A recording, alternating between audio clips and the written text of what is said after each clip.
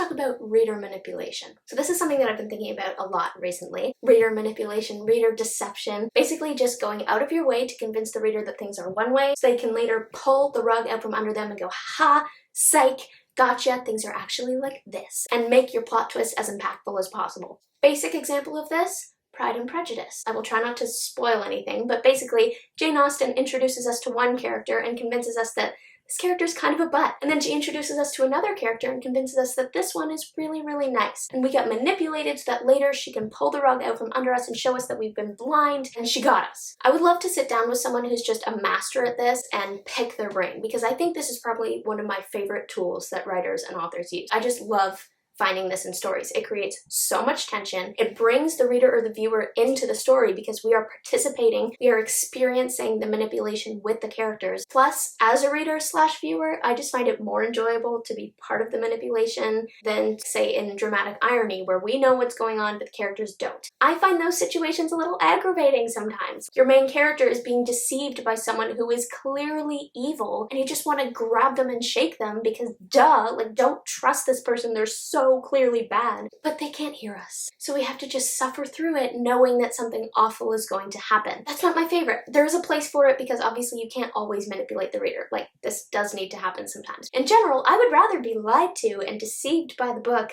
than know what's going to happen and be kind of on the outside. It is harder for the author though, because they have to deceive on like 2 levels. Like, they have to create the manipulation within the story for the character, but they also have to maneuver and manipulate us so that we'll swallow whatever they tell us. And I think that's like hard, especially if they do it without lying, full out lying. And I think that is important. That is my favorite kind of reader manipulation. I just think that shows like next level writing and plotting when you can manipulate us without lying to us. I love that. Case in point, in a show that I've been watching recently, season 1 of this show has been driven mostly by the question of like, where is the villain? Who is the villain? There are a few wildcard characters. We don't know if it's one of them or if we haven't met the person yet, but that's really what's driving the show, is the question of like, where is he? Who is he? So while I was in deep discussion with my brother trying to predict who it's going to be, we were looking back at past episodes to try and piece it together and use that as evidence. Like, okay, this character said this, so it can't be him, or this character said this, so it can't be them. And I realized that we were operating with the assumption that the writers were not lying to us. We're taking it for granted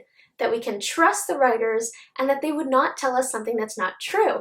And realizing that was kind of like, huh, what does that mean? Like, I feel like I'm still trying to work through the implications of that. Is that true or not? I don't know. I'm sure that there are cases where the writer just full out lies to us. And I should clarify, I don't mean just a character who lies, because sometimes characters do lie and they can be used to manipulate the reader, but I'm referring more to when the writer crafts the story in such a way that the story is a lie. We couldn't have used that to figure out what's going to happen because the story has just been lying to us. I'm inclined to think that that's sort of cheating, because I mean, if I got to the end of this show and realized that, oh, I never could have figured out who the villain was because all the information I had was just fake, I would probably be kind of annoyed. And I think Brandon Sanderson talks about this, especially with regard to mystery plots. Like, half the fun of a mystery plot is the idea that we could figure it out. Whether or not we can depends on like how smart we are and how well it's written, but the pieces are there. We have the clues, and we can trust the clues. We could put it together. But compare that to a mystery plot where every single clue we have is a red herring, and it's all fake, meant to misdirect us, so we get to page 500 and find out that the answer is something we could never have reached on our own, and it's just completely out of the blue. The writer might be like, aha, gotcha, but as the reader, I would be annoyed. Like, why did I just read those 500 pages if everything there was irrelevant? Especially as someone who like has some reader manipulation plot lines going or like coming in my future stuff, I want to make sure that I do it right.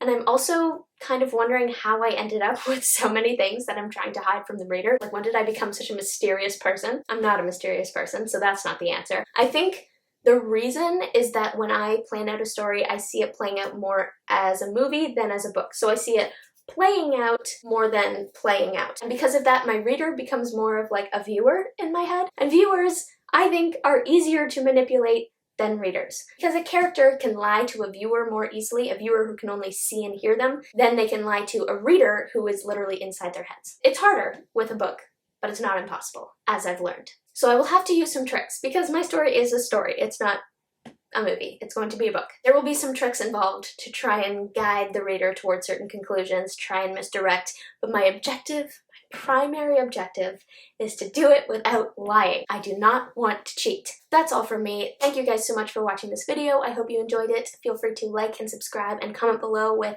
an author or a book or a movie that did this really well, that totally deceived you, totally manipulated you, and made a killer plot twist because of it. And did you enjoy it, or were you kind of annoyed by it? I would also be curious to know that. And as always, do not forget to spend some time in the clouds today.